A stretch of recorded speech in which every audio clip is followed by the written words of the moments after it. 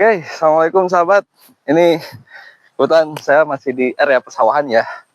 Ini saya kebetulan barusan pas lewat nemu yang sedikit unik, yang pasti di kota-kota besar itu udah nggak ada sekarang. Nah, kebetulan saya nemu ini masih daerah Banjaran juga, masih daerah Kabupaten Bandung. Ini masih dekat daerah sini. Nah ini dia. Nah, ini adalah toilet zaman Belanda. Jadi kalau di Sunda disebutnya ini adalah pacilingan ya. Pacilingan itu jadi saya pengen ketawa. Bentar, kita review luarnya dulu ya. Ini sebetulnya hanya sekedar buat penutup aja. Jadi ini buat penutup buat ketika ada yang mandi atau lagi buang air besar di sini gitu. Nah, kalau dulu cuman cingogo doang itu udah cuman kelihatan mukanya udah nggak masalah. Kalau sekarang kebanyakan ditutup ya. Nah, ini coba kita lihat spill dalamnya ya. Nah, pacilingan tuh kayak gini ya. Nah, oke, saya coba masuk dah. Nah, seperti ini suasananya, seperti ini situasinya tuh. Jadi ini airnya tuh langsung dari mata air ya. Jadi ini bersih. Cuman ini di bawahnya biasanya dibangun di bawah kolam atau balong di sini sebutnya. Nah, jadi ini nanti kotoran dari orang itu nanti dimakan sama ikan langsung. Jadi sambil menyelam, sambil minum air, sambil membuang sambil ada yang makan gitu. Nah ini di kolamnya nih. Ini kolamnya biasanya diisi antara ikan lele, ikan nila atau ikan-ikan yang lain ya. Biasanya kalau daerah sini yaitu buat tumpang sarinya itu biasanya ikan mas sama ikan nila. Oke, sahabat, saya ini masih di area pesawat ya, ikut saya. Ntar kita mau jalan-jalan ke bawah.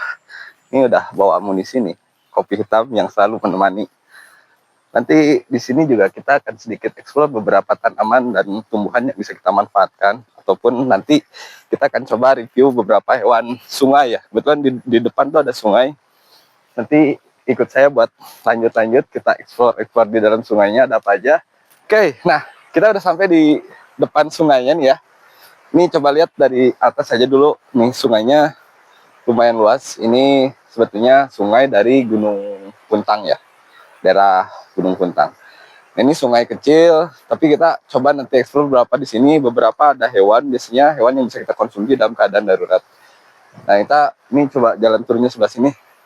Nah, biasanya orang-orang di daerah sini itu biasanya menanam pohon-pohon yang bisa dikonsumsi ketika beraktivitas di sungai ya. Karena sungai ini sebetulnya ini adalah mata air yang bisa dipergunakan oleh warga ketika warga-warga di sini kekeringan air ya. Bahkan dalam musim kemarau biasanya mereka itu udah agak susah buat di rumahnya masing-masing punya air. Akhirnya sungai ini jadi penolong buat mandi, buat bersih-bersih, biasanya buat nyuci, buat apa, biasanya di sungai ini gitu. Nanti coba turun ya sampai di depan sungainya ya. Nih di depan nih ada pohon pinang ya, teman masih agak kecil. Ini saya coba masuk ke sini ya. Ini lumayan dalam kayaknya. Ini airnya lumayan jernih ya buat di area sini. Jadi belum tercemar, biasanya indikasi dari sungai yang belum tercemar itu tumbuh ini hewan-hewan air ya. Itu hewannya gitu loh, kalau misalkan bisa kelihatan itu serangga air ya. Itu serangga air namanya. Serangga air ini sebagai indikasi bahwa si air ini tuh masih jernih. Nah biasanya sahabat, kalau misalkan di sungai seperti ini, itu biasanya karena ini daerah berpasir, biasanya itu banyak sekali hewan-hewan yang bisa kita manfaatkan. Contohnya itu kepiting. Makanya kalau misalkan kita lagi beruntung, biasanya selip-selip batu ini biasanya banyak kepiting. Nanti kita coba cari. Dan kebetulan di sini ini kayak pembuangan air dari atas ya. Ini kemungkinan di sini banyak ikannya juga. Ntar kita coba rogok-rogok di sini. Mudah-mudahan kita dapat ikan ya. Tapi kayaknya emang ada tuh. Ini ada ikan nih. Mudah-mudahan nanti kita nggak kabur. Nanti kita coba tangkap di sini. Nah mungkin sekarang kita coba explore sebelah sana ya. Kayaknya sebelah sana itu lebih menarik deh. Itu banyak lubang-lubang batu ya.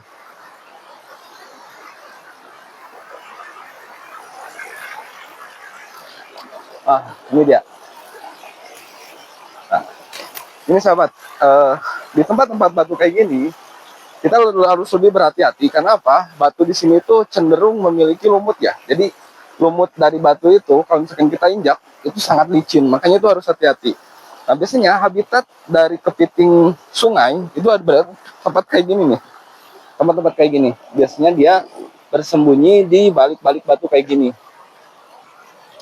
Kita cuma harus hati-hati ya. Kalau rogok-rogok kayak gini, ini di dalamnya bisa ada hewan yang bukan kepiting itu biasanya. Tapi biasanya nggak ini sih ya, nggak terlalu ini, paling juga ikan-ikan kecil atau ini nggak ada nih. Nah, ini sebelah sini nih sahabat, coba kita lihat sahabat, kita lanjut ya. Ini kita masih tetap di tempat yang ini ada beberapa lubang di sini, makanya saya, nah caranya gini sahabat, kalau misalkan kita nemu lubang di sungai kayak gini, itu jangan kita langsung masukin tangan ya, kita cari dulu kayak kayu atau bambu yang pendek seperti ini buat mengukur dulu kedalamannya, kira-kira ini dalamnya berapa atau segimana gitu. Takutnya kalau kita masukin langsung tangan, ada hewan-hewan yang bisa dibilang berbisa, bisa itu hewan ular air atau apa gitu, takutnya kita langsung kena tangan, makanya harus pakai dulu kayu atau bambu ya. Nah, ini di sini kebetulan ada lubang, nggak apa-apa, kameramen sana aja. Nah, ini lumayan dalam ya lubangnya. Nah, ini kemungkinan ini adalah lubang ikan gabus ya. Di sini masih banyak habitatnya ikan gabusnya. Tuh kan. Nah, ikan gabusnya dia berhasil lari. Kebetulan ini sebetulnya udah lewat asar ya. Kalau cuman ada beberapa tips kalau misalkan kita terdesak di tempat kayak gini, kita belum sholat atau misalkan kita harus wudhu ya. Jadi sebetulnya air ini boleh dipakai wudhu ya. Air sungai itu boleh dipakai wudhu. Jadi syarat untuk sahnya wudhu itu ada 3 kan. Jadi tidak berubah warna, tidak berubah rupa, dan tidak berubah warna. Jadi air ini itu bisa dipakai wudhu ya. Jadi nanti kalau kan kita mau wudhu di tempat kayak gini itu bisa dan sah ya. Dan itu salah satunya, tapi kita harus lihat dulu sungai seperti apa dulu yang bisa kita pakai wudhu gitu. Cuman kita kalau lihat situasi sungai seperti ini, sungainya relatif tidak tercemar dan udah airnya masih bagus, itu masih bisa dipergunakan. Oke, kita lanjut nanti di depannya. Kalau misalkan nyimak dari awal video-video saya itu ada beberapa yang saya sebutkan ketika kita tersesat di hutan, apalagi yang itu, kita disarankan untuk menuju sungai. Karena apa? Di sungai itu seperti kita lihat di sini ya, ini banyak sekali tanaman-tanaman yang bisa kita konsumsi atau tanaman yang bisa menolong kita dalam keadaan darurat. Makanya gitu, kalau misalkan dalam keadaan darurat, kita diusahakan ketika kita tersesat, itu kita menuju sungai atau daerah yang lebih rendah dari tempat kita tertinggal. Itu saran dari saya. Makanya sungai itu sebetulnya adalah sumber dari kehidupan ya. Sumber kehidupan kenapa? Karena rata-rata setiap sungai itu, setiap daerah atau setiap desa rata-rata ada sungainya. Makanya ketika kita tersesat, ikutin aja jalur sungai.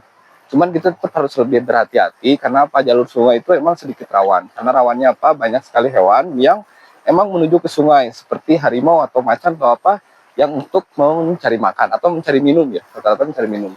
Cuman, jadi sungai seperti ini tuh banyak sekali protein makanan yang bisa kita manfaatkan dalam keadaan darurat. Ya, salah satunya tadi itu nanti ada hewan-hewan seperti hewan air, mau itu kepiting, mau itu lele atau gabus, itu ikan-ikan yang bisa kita konsumsi. Terutama daunan-daunan yang di pinggir sungai ini sebetulnya banyak sekali manfaatnya ya. Ini belum saya review dari kemarin, ini namanya pecah beling ya. Ini namanya pecah beling. Daun ini banyak sekali tersebar di pinggiran-pinggiran sungai. Cirinya kayak gini. Daun pecah beling tuh kayak gini nih. Jadi dia tuh kasar dan keras ya. Sedikit berduri, pinggir-pinggirnya agak berduri. Ini kasar dan keras. Dan kalau sahabat tahu, daun ini atau tanaman ini itu bisa dipergunakan sebagai obat untuk pemecah batu ginjal ya. Nah, zaman dulu ketika saya masih SD, itu kalau misalkan sekolah di rumah nggak pakai sisir, itu ini bisa pakai sisir buat nyisir rambut, ini bagus. Teman, ini tanaman ini bisa tersebar di pinggiran-pinggiran sungai, jadi itu bisa kita manfaatkan. Dan juga apa? Ini tuh kaya akan serat ya. Kalau misalkan kita konsumsi bagian yang paling mudanya itu masih bisa. Nih, ini bisa langsung dikonsumsi ya.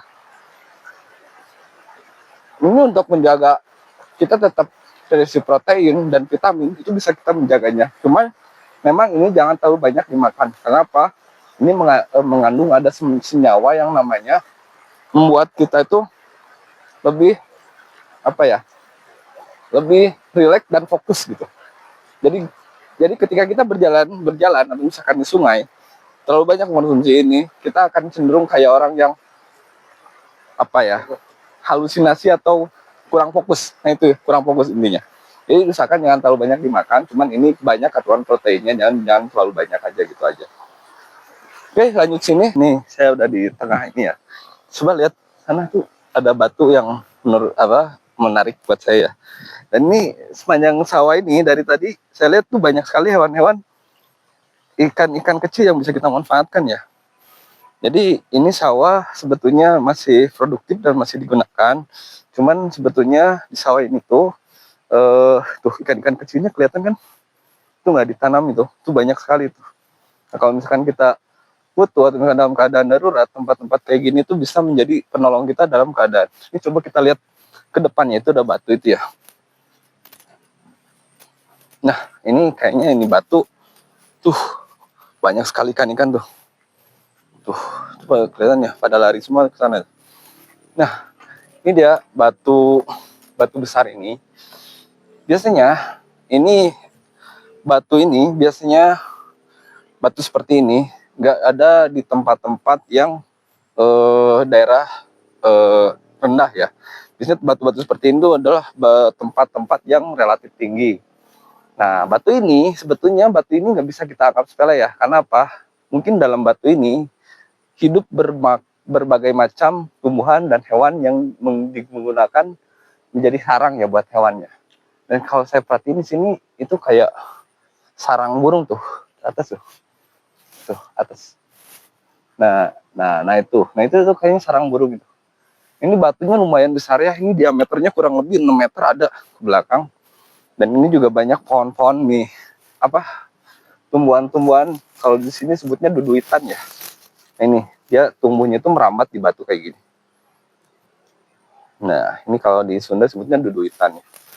Ini tanaman-tanaman paku. Kita tadi salah fokus di belakang itu ada ini, coba sini sahabat. Ada anggrek ya. Nah, bener, ini anggrek, namanya ini anggrek merpati kalau nggak salah ya. Nah ini sebetulnya udah kering dan ini kayaknya ini tumbuh sendiri ya. Jadi nggak ada yang nanam. Aduh. Nah ini bekas bunganya nih. Ini bunganya kalau masih bagus ini warnanya putih. Dan ini anggrek, ini jelas nih anggrek merpati nih. Nah ini dia anggreknya kayak gini. Ini nanti kalau misalkan ini kita pindahin ke galeri ya. Oke, assalamualaikum sahabat. Nih saya berada di ketinggian lumayan tinggi ya. Nih tadi saya di atas batu ini. Saya lihat di sini itu emang bagus ya. Ini batunya lumayan gede dan luas. Jadi ini salah satu tips juga kalau misalkan kita dalam keadaan darurat, saudara atau sahabat, ini kita bisa pergunakan sebagai tempat kita berlindung. Tempat seperti ini, misalkan kita kondisi nggak hujan ya. Dan di sini kalau misalkan kita perhatian, ini kameramen nggak bisa naik ya, soalnya ini di sini banyak sekali kotoran-kotoran hewan ya. Jadi ini tuh bekas kotoran kayak burung. Ini nih, nanti saya bawa spill ke bawah ya. Ini kayak kotoran bekas burung, sejenis burung elang atau apa ya. Ini kayaknya bekas sarangnya juga. Dan ini lumayan tinggi, saya berdiri lumayan kurang lebih ini 8-10 meter ke bawah tuh.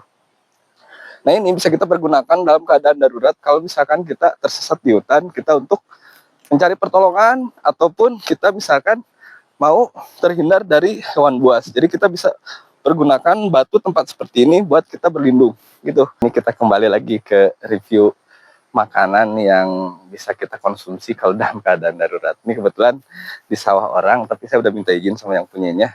Jadi sahabat, pucuk daun muda dari ini pohon mangga ya.